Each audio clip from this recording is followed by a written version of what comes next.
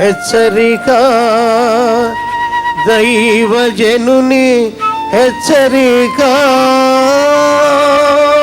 ప్రభు రాకడ అతి సమీపంగా ఉంది కాబట్టి, సమయం సంకుచితంగా ఉందని ఎరిగిన సాతాను మరింతగా విజృంభిస్తున్నాడు. ఎవరిని మింగుతున్నా, ఈ లోకంలో ఎలాగూ మనుషుల్ని నా వశం చేసుకుంటున్నా, వాడు గాలం వేసి పట్టి తన వలలో వేసుకొని గంతులేస్తున్నాడంట. ఎంతమంది ఈ రోజున బాధల్లో ఉన్నారు, కష్టాల్లో ఉన్నారు, శ్రమల్లో ఉన్నారు, శోధనల్లో ఉన్నారు. సరే, పాపము వలన వచ్చిన జీతం మరణం, పాపికి శ్రమలు కలగటం సహజం.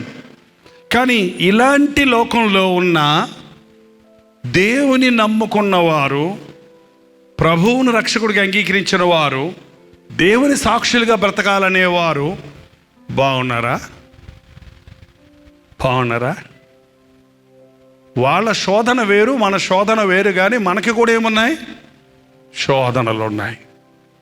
ఆ రోజు సొదొమ గొమొర్రాలను నేను నాశనం చేస్తున్నానని దేవుడు చెప్పినప్పుడు అబ్రహాము ఆ మాట అన్నాడు, అయ్యా, దుర్మార్గులతో పాటు నీతిమంతుల్ని కూడా నీవు నాశనం చేస్తావా? 10 మంది ఉంటే కనీసం నేను ఆ పట్టణాన్ని ఆపుతా. 10 మంది కూడా లేకపోతే ఏం చేయమంటావు? 10 మంది కూడా లేకపోతే ఇన్ని వందల మంది ఇలా ఇష్టం వచ్చినట్టు ప్రవర్తిస్తుంటే నేను ఎలా ఆగమంటావు? ఎహెజ్కేలు కాలంలో అన్నాడు, ఒక్కడుంటే చాలంట, ఒక్కడు బండ సందులో నిలబడి నాకు మొరపెడితే నేను ఆ పట్టణాన్ని కాపాడుతానన్నాడు. ఇలాంటి శోధన లోకంలో మనం శ్రమలు పడుతున్నప్పుడు, బాధలు పడుతున్నప్పుడు, ఎంతమంది మీలో యేసు ప్రభువుని నమ్ముకుంటే ఏమొచ్చింది?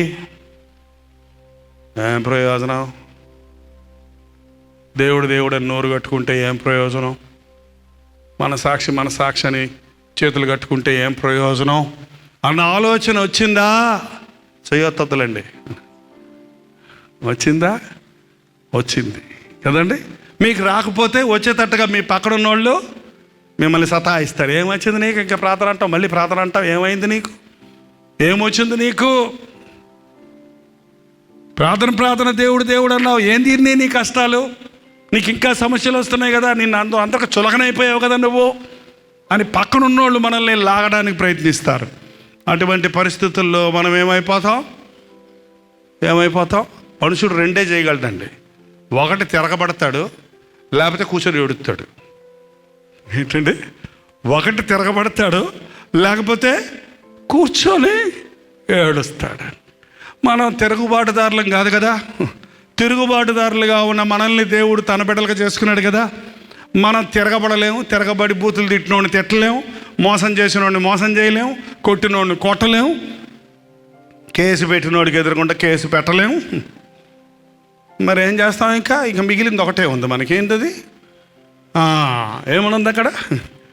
ఏంటంటే, బాధించబడువారు ఆదరించు దిక్కులేక బాధపడిపోతుంటే, ఆదరించే దిక్కులేక ఎంతమంది దేవుని బిడ్డలు ఇవాళ బాధల్లో ఉన్నారు. బాధలు ఉంటాయి. బాధలు తీసేయడానికి నేను ఇక్కడికి రాలేదు. బాధలు తీసేయడానికి యేసు ప్రభు లోకంలోనికి వచ్చానని చెప్పలేదు. మీకు లోకంలో బాధ కలగదన్నాడా? శ్రమ కలగదన్నాడా? శ్రమలు వచ్చును, అయినను ధైర్యం తెచ్చుకోండి. నేను లోకాన్ని ఏడవకండి. ఏం తెచ్చుకోవాలి? ధైర్యం తెచ్చుకోండి.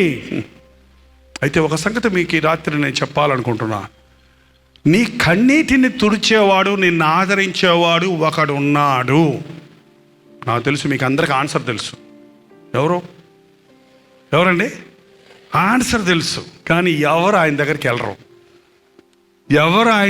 వెళ్ళరు, ఎవరు ఆయనతో చెప్పరు.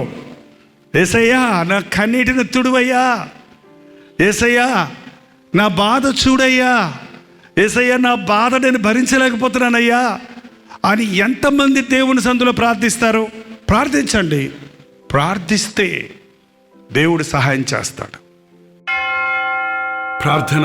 నాయనా, నీవు తోడుంటే చాలు ప్రభా, శ్రమల్లో కూడా మేము సంతోషిస్తాం, దుఃఖంలో కూడా మేము ఆనందిస్తాం, కరువులో కూడా మేము సమృద్ధిగా ఉంటాం.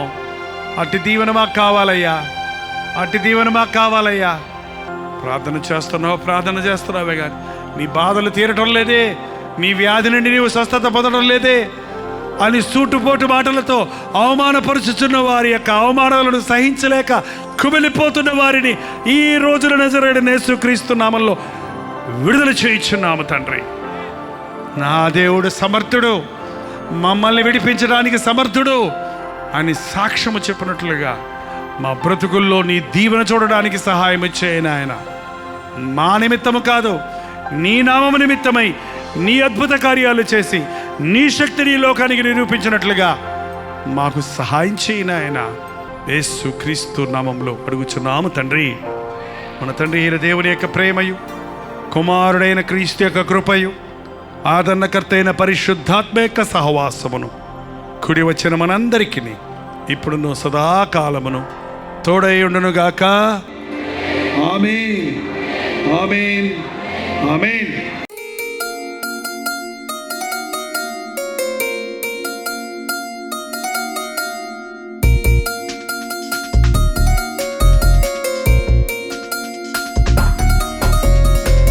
హల్లెలూయా, దేవునికి స్తోత్రం. రాజమండ్రి పరిసర ప్రాంతాల్లో ఉన్న వారికి శుభవార్త. చాలా కాలమైంది రాజమండ్రి రారా అని మీరు అనేకులు అడుగుతున్నందున, రాజమండ్రి చుట్టుపక్కల ప్రాంతాల్లో ఉన్న మీకందరికీ అనుకూలంగా ఉంటున్నందున ప్రభు చిత్తమైతే సెప్టెంబర్ 16వ తారీఖు 1 డే గెట్ టుగెదర్ను మీ కొరకు రాజమండ్రిలో సూర్య గార్డెన్స్లో ఏర్పాటు చేస్తున్నాం. రండి. ముఖాముఖిగా మిమ్మల్ని చూడడానికి, వ్యక్తిగతంగా మీకోసం ప్రార్థన చేయడానికి కూడా అవకాశం కలుగు చేయండి. దేవుని వాక్యాన్ని ధ్యానిద్దాం, ఆయన్ని ఆరాధిద్దాం, ఆధ్యాత్మికంగా దీవించబడదాం. మధ్యాహ్నం 2 గంటల నుంచి 6 గంటల వరకు, 6 గంటల నుంచి 10 గంటల వరకు 2 సెషన్స్ ఉంటాయి. మీరు 2 సెషన్లో ఉండగలిగితే చాలా సంతోషం. లేక ఏది మీకు అనుకూలమో ఆ సెషన్కు హాజరై ఆధ్యాత్మికంగా ఉజ్జీవించబడండి. చిరునామా గమనించండి. Surya gardens function hall, Jawaharlal Nehru road, Rajahmundry. ఇంకా విషయమే మీకు వివరాలు కావాలంటే 9884707779 లేక 9884807779 అనే నెంబర్లకు మీరు కాల్ చేయండి, లేకపోతే వాట్సాప్ పెట్టండి. 954041 నెంబర్కి కూడా మీరు వాట్సాప్ మెసేజ్ పెట్టవచ్చు. తప్పకుండా మీకు వివరాలు తెలియజేయబడతాయి. మీ స్నేహితుల్ని, బంధువుల్ని కూడా పిలుచుకోండి. రాజమండ్రి పరిసర ప్రాంతాల్లో ఉన్న మీరందరూ వస్తారని ఎంతో ఆశ ఎదురు చూస్తున్నాం. మనందరం కలిసి మన ప్రభు నామాన్ని మహింపరుద్దాం. రండి, ఆశీర్వదించబడండి.